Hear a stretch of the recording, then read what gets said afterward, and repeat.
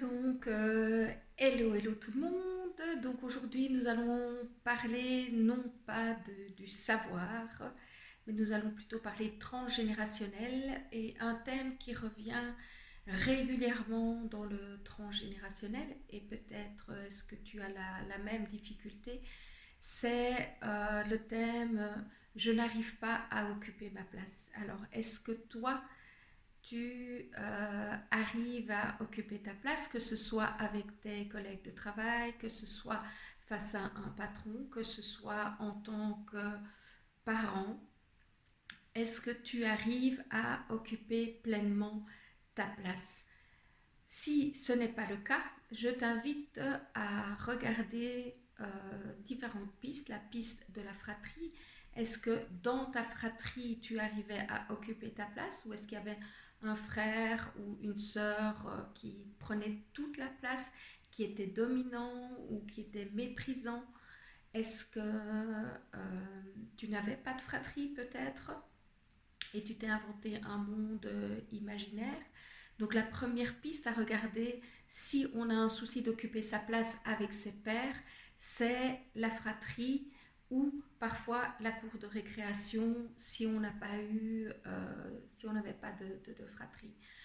Une autre, occuper sa place face à une autorité, donc face à un patron, face à un gouvernement, face à une autorité quelle qu'elle soit, à un médecin. Comment est-ce que j'occupe ma place? Est-ce que je peux être entièrement moi-même? Est-ce que je sais rester pleinement moi-même?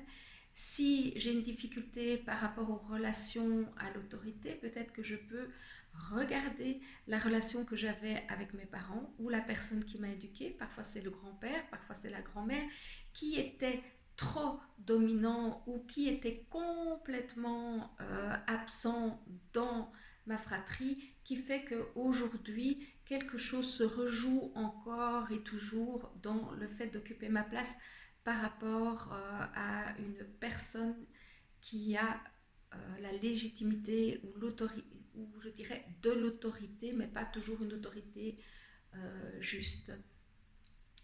Occuper sa place, c'est aussi plus je vais pouvoir occuper pleinement ma place, plus je vais pouvoir trouver mon individualité et plus je vais pouvoir me déployer en dehors de tous les schémas, les croyances limitantes qui m'ont été transmises. Parfois, occuper sa place n'est pas liée à notre histoire, à notre génération. Elle est parfois liée à la génération du grand-père, de la grand-mère ou parfois bien plus haut.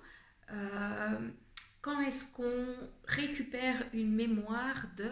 C'est quand par exemple dans une fratrie, eh bien, on va dire mon père ou ma mère s'est remariée, elle a créé une deuxième ou il a créé une deuxième famille.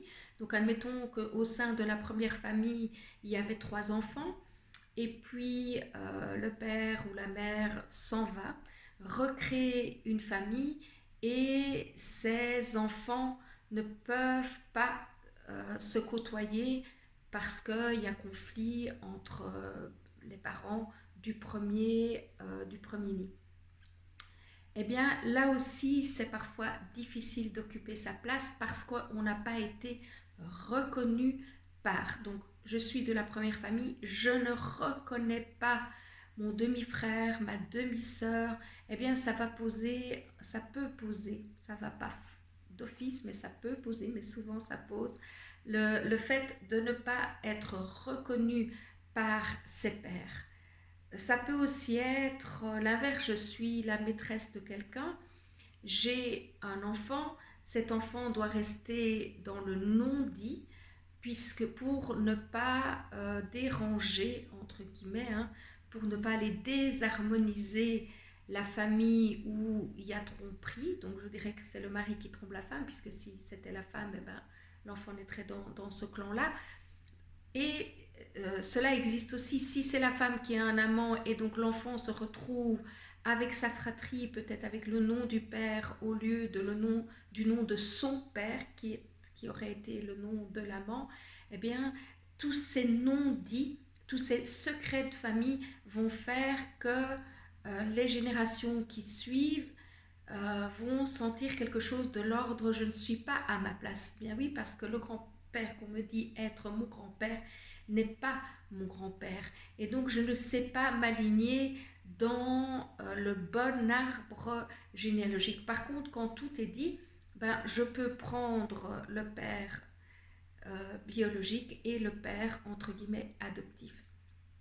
Donc voilà plusieurs pistes si tu as des difficultés à occuper ta place, et si c'est le cas, et que tu as envie d'aller plus loin là-dedans et de regarder ton arbre, je t'invite à prendre contact avec moi pour une consultation individuelle ou de venir le 25 novembre. Il y aura un atelier de psychogénéalogie ici à Limal où bien nous travaillerons en groupe nos arbres généalogiques pour déjà déblayer. Je travaille toujours l'arbre avant de consteller pour ne pas faire 150 constellations sur le même sujet.